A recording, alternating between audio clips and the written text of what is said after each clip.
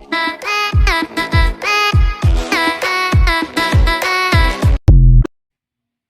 everyone, welcome back to my channel. So for today, we're diving deep into some fascinating aspect of Philippine history and current events. So from historic agreements to presidential speeches and even the role of Islam in Filipino culture. We've got a lot to cover. So let's get started. Our first topic is the minutes in the proceedings on the national territory of the 1971 Constitutional Convention. So, this convention was a critical moment in our nation's history. Held to revise the 1935 Constitution. Delegates from across the country gathered to discuss various issues, including the definition and extent of our national territory. This the inclusions of historical claims and events to emerging geopolitical dynamics. The debates are intense and covered by national sovereignty, considering both historical and modern contexts. For instance, and the inclusion of Sabah as part of Philippines. Understanding these proceedings helps us appreciate the complexities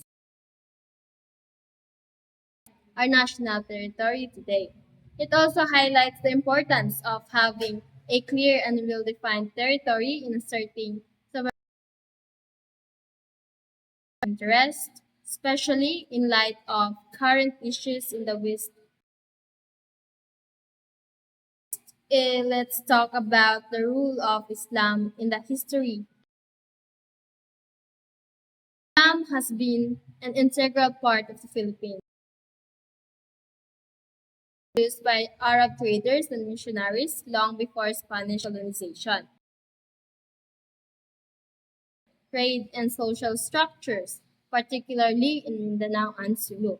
These regions became vibrant centers of the establishment of sultanates like Sulu and Maguindanao. These sultanates were sophisticated institutions of trade and diplomacy that extended to neighboring regions. The integrated local customs created a rich that still exists today. For example, the use and the celebration of Islamic holidays such as Eid al-Adha are a testament to this enduring legacy. Understanding the rule of Islam of our nation and the historical contribution of Muslim Filipinos. Historical narratives that recognize the contribution of various cultural and religious communities. Moving on to a more somber topic, Philippines. Terrorism has been a persistent challenge for decades. Abu Sayyaf group, which was founded in the early 1990s, have in the southern regions. ASG has been responsible for new, often demanding ransom to fund their activities. Local economies and instilled fear among communities. More recently, the rise of to ISIS has introduced the new complexities to the security landscape. Seen by the Multi Group was a stark reminder of the evolving threats. The humanitarian crisis is facing thousands of residents. Understanding the ongoing security issues and the multifaceted efforts needed to combat extremism. Not only military operations, but also counter radicalism projects aimed at addressing the root causes. To something a bit more hopeful, the agreement and the Moro Islamic Liberation Front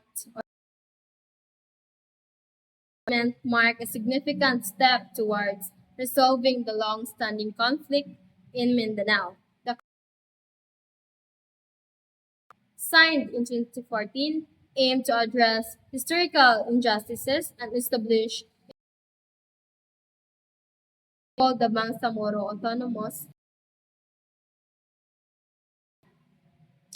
This agreement includes provisions for power sharing, revenue of MILF combatants. It represents a collaborative effort to bring the success of the peace process hinges on effective governance, economic use, stakeholders in the peace building process. A future where diverse communities can coexist to the overall stability and prosperity of the Philippines. So shaped our history. The cluster report of the cholera epidemic in the Philippines highlights the impact of this disease.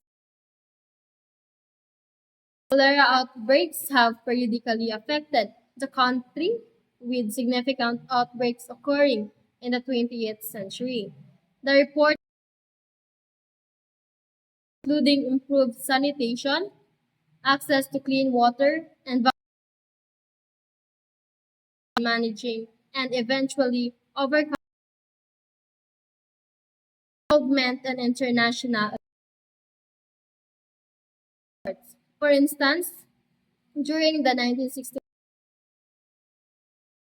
government and international health organizations helped curb from these outbreaks, have informed current public health strategies, underscore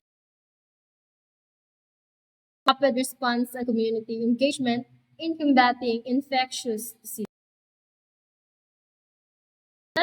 have been invaluable in shaping the country's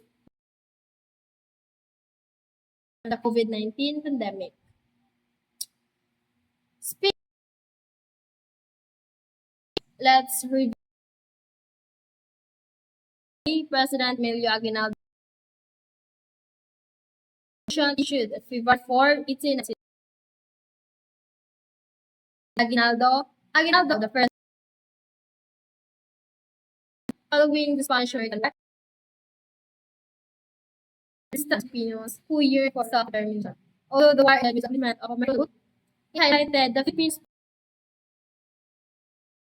had on both sides and found affected Philippine society and aspiration for freedom. And in sales and national pride, and still continues to spread. John PSC, we have the address of memorable because President Gustavo Mag which marked Philippine independence from the United States independence from it in 1888. This change was significant and national identity. In his address, President Macapagal highlighted this freedom. He also continued the difference between a sense of purpose while working towards a better especially number 27 and 2, which decreed this decree should be present as for land ownership, the farmers often respect for a base the work for farms and the commercial address. This decree remains viable recognize the year 2015 30s president campaign against legal drugs and his side the need for the change and the restoration of law and order. So, the administrations focus on combating corruption, the complex challenges and aspects of the nations. widespread debate and divergent view governance and human rights in the Philippines. At Odyssey of Katilan, written of Oriental, Katil as which history has faced by Typhoon Pabok, hardships, the still spirits people continue to drive progress development efforts to agriculture community empowerment. The story is a sentiment to the transition recovery efforts, which serves an inspiration and a model for disaster recovery.